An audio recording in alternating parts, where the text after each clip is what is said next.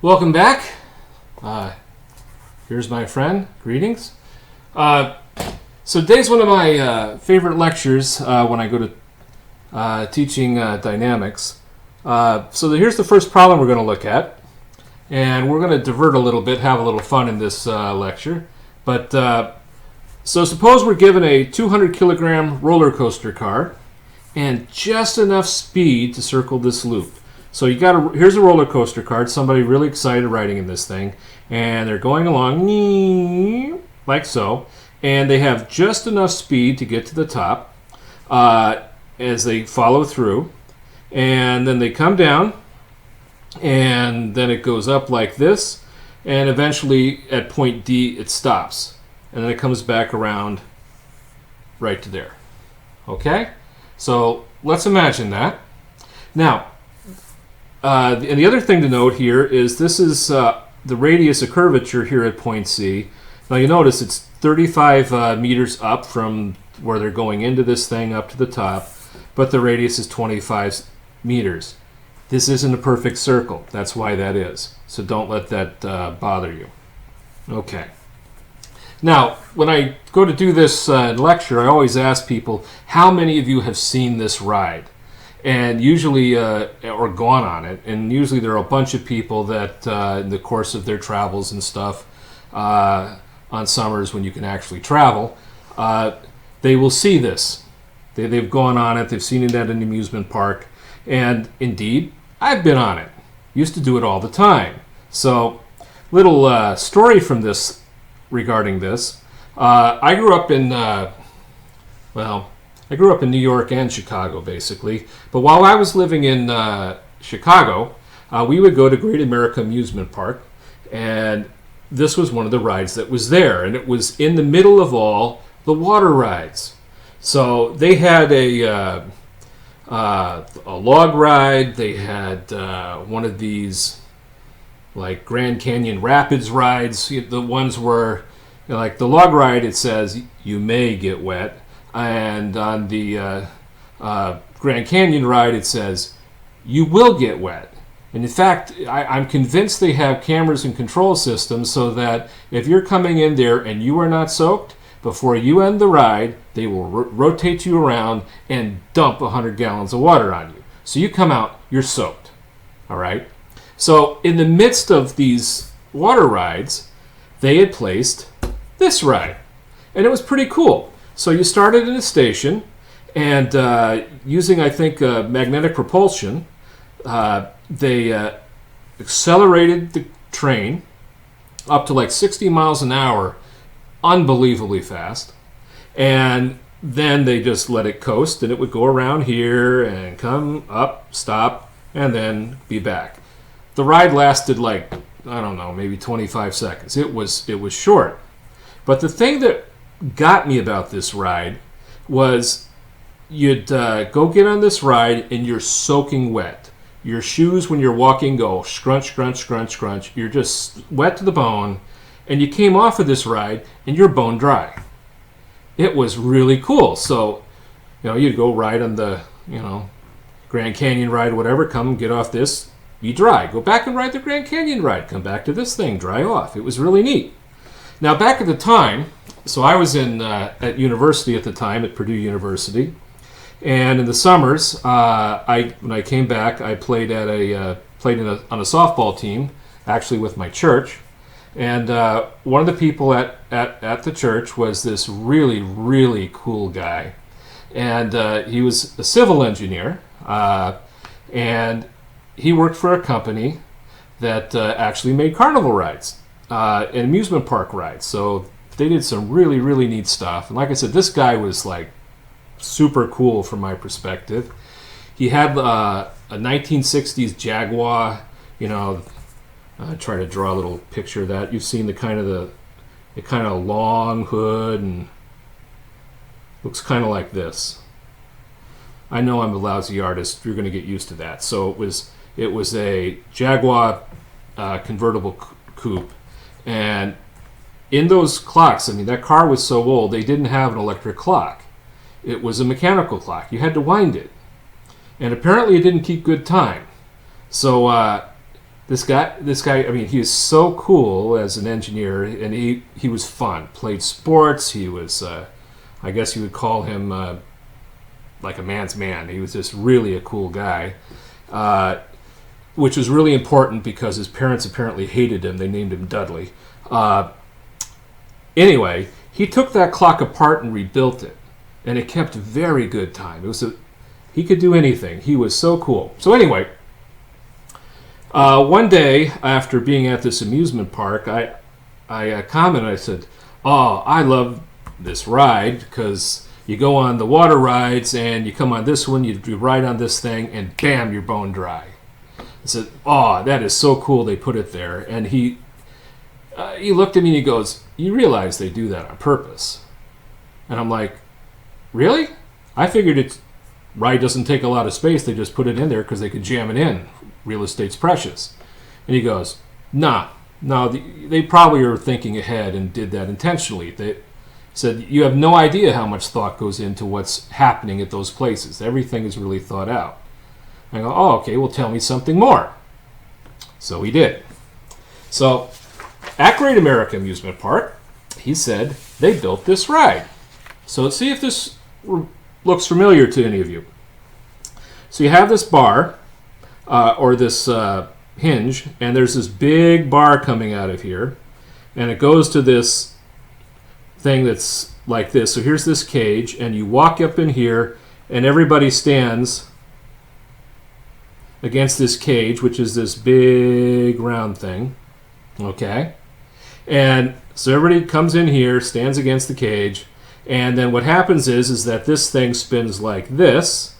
And when it gets going, so picture vroom, vroom, vroom, vroom, vroom, and when it gets going fast enough, this thing rotates up like that. So if you're looking at the face of this thing, you have this big bar, and then there's this big thing like this, rotating like that.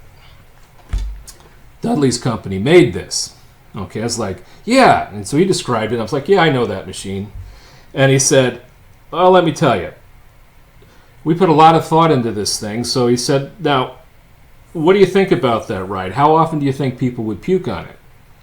It's something college kids like to discuss, right? And I was like, so I thought about it. I said, "Well, I expect if you got sick, you'd puke right up here at the top." And he goes, "Exactly." And so what we wanted to do was design this ride in such a way that when you got to the top and puked, that as this came down, that would come down, and you would catch it right in the face, along with the two friends on each side of you. And I was like, "You're kidding." He goes, "Nope. So we did some studies. And so what they did was they wanted to determine what group was most likely to puke. And he said they considered several things, like older people, and also young kids who had basically, notice I have somebody here coming in with a big soda pop, some people that had too much junk food to eat. And he said, so what they found out, the most likely person to puke on this ride, and this is one of the most highest puking rides in the park, was basically people fifth to ninth grade or so that have just had too much garbage to eat. So they then did a study, and so picture my interpretation of a person. And so they're looking to puke, and so they needed to determine the exit velocity. So somebody lets it go, they're heaving it out, the exit.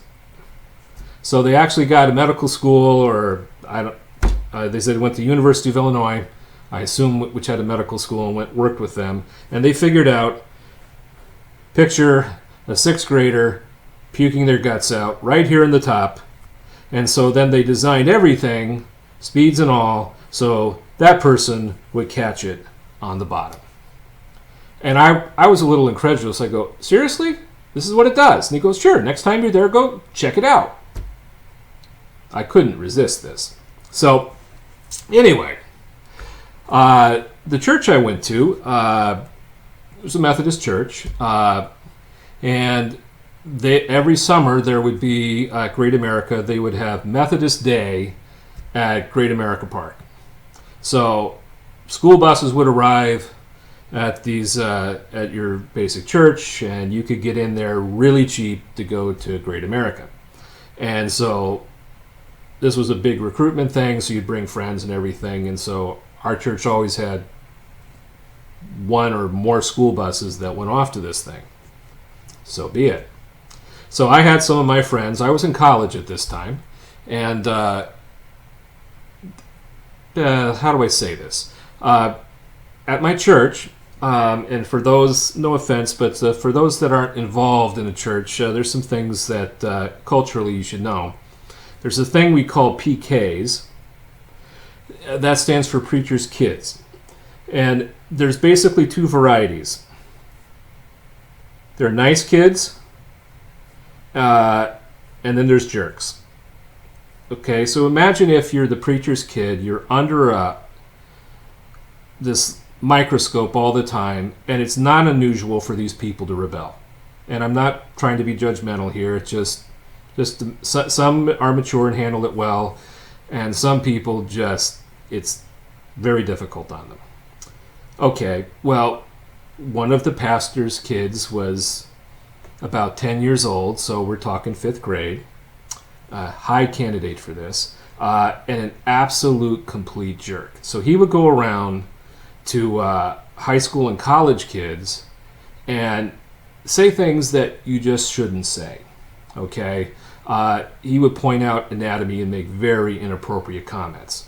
And this was a young boy, but he would go to girls and do this that were older. And because it's the preacher's kid, nobody wants to say anything. What he really needed was somebody to take him aside and kind of beat the snot out of him a little bit and smarten him up. Some playground discipline, but it's a church. You can't do that. So here's a kid nobody can stand. He drives us nuts for anybody that's ever around him.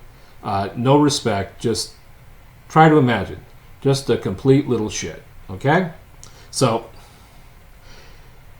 we're going to the park, and this kid's there. And so it's near the end of the day. We're going to be coming home at some point soon. And so as friends of mine, we'd gotten a burger and stuff. And we had kind of had enough of the rides. And I was like, oh, by the way, Dudley, everybody knows Dudley. He's too cool. I told him about this ride. I said, we're eating. Other people are eating. Let's go see if we can... let's go check this out. Supposedly people will puke in the top and they'll catch it. Let's see what happens. So we all thought that was a good idea. So we went and crossed from this ride some ways over. Me and a couple of friends are just hanging out, waiting till it's time to head back to the bus, and we're watching this ride. And it was amazing. Here comes this little jerk. And so he's going, and what was beautiful is he's got like a 32-ounce soda and a big pile of cotton candy. All right? And if you've been around these rides, they have this, long line you have to go through to get on the ride. So he's in line with some of his friends, and he's just torquing down the cotton candy and the big thing of soda. So be it. So time comes, he's put down all his food because you don't want to waste anything, and here he goes and gets in the ride. And I'm just like, oh my goodness, there could be a God. And the ride starts to go, so it starts spinning around. And it rotates up. So here it is. It's going like this. And getting near the end of the ride, all of a sudden, and we can see him, he ain't looking too good. And right near the end, he didn't have any more rotations after this. This kid gets to the top and just hurls it all. He's been eating crap all day. It was just boom, comes out. And there it is. He's rotating. It's coming. Splash! He gets nailed. The two kids on the side of him get nailed. And I'm like, Yes! Engineering is awesome. So, you can do amazing things with mechanical engineering. All right, so there's that story. So let's go back to our story here. All right. So we have our roller coaster car. It throws us out, and the question is how fast do we have to go here to just making it through here? And then we follow through. How high do we go? And then what was the speed here? What's the speed there? And how high do we go? So those are the things we want to figure out. So if you look at this problem, notice that what are you being asked? You've got position, ht, and speed. Whenever you see a combination of position and speed, start thinking energy. This is an energy problem all the way. Okay, so that's sort of a clue here. So how are we going to start this? Well, we're asked, what is the speed to circle the loop? Just enough. All right, so that's a huge clue. So let's just start with that. So here's the car at point C. Okay, and if it just gets through, what does that mean? Okay, well, it's a 200 kilogram car, so its weight is 200 times 9.81 going down. Okay, and if it's just getting through, how much is it pushing against the rails? The normal force pushing back against it would be 0. That's a huge clue. Okay? So, here's the force. Now, what you've already learned still applies. When you have energy problems, you often have to use other things. So what does this mean? The sum of the forces along the normal, that would be along this direction, is equal to mass times acceleration. Okay, you're on right now, there's a radius, so you're on a curved path. So the acceleration in the normal would be v squared over r. You have something that has a radius, okay? So v squared over r is the normal acceleration. That would be something you had last year, before. And that's equal to mg, the sum of the forces, here. Okay, so normal force points down, gravity points down, so I'm taking this direction to be positive. So let's see. We have masses cancel, so I have v squared over 25, that's the radius here, equals g, 9.81. Solve for v. Velocity at c is 15.66 meters per second. So we have that. Okay? So now we have velocity and position questions. Let's knock these off. So our first question is, let's figure out VB. Okay, so if I'm going to figure out B, I've got kinetic energy plus potential energy, mg, plus the external work that's conservative, equals T2 plus V2. All right, so I get to make some decisions. All that matters is the relative change in height between 1 and 2. So I'm going to call this 0. I'm going to call where it starts, our height right here, the 0 height. Okay, to get to C, it's going to go up 35 meters. So how fast is this going here? I don't know. I'll just figure it out later. So 1/2 mass, 200 VB squared, plus no potential energy. So now, what do we have? Oops, that says conservative. I misdid that. Non-conservative. Do we have non-conservative work? Do we have any friction in here? Nope, not modeled. Do we have any motors or things going on? Nope, just freewheeling there. So that's 0. Equals.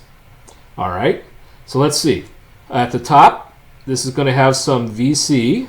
That's the velocity will be going like so. So it's going to be 1/2, 200, and we figured this out. VC is 15.66 squared.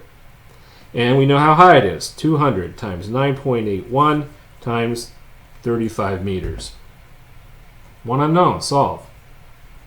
VB equals 30.53 meters per second. All right, so we're almost done with this problem. We have VC, we got VB. What's left is how high did it go? Okay, so we're going to do the energy equation again. All right, so let's see. I'm going to go from point B to point D. So let's see. My kinetic energy at B plus my potential energy at B plus work, I'll just say NC, non-conservative. I know that's 0. I'm calling where I start at B 0 equals T at D plus V at D. All right, so let's think about this. When it gets to its maximum height, how fast will it be going? Well, 0. It's going to get up, stop, and then start going back. So now I have the kinetic energy equals the final potential energy. 1/2 mvb squared must equal mgh. The m's cancel. I know VB. I know G, 9.81. Solve for H. Get H is 47.5 meters. And that's all for this question. And I'll see you soon. Bye now.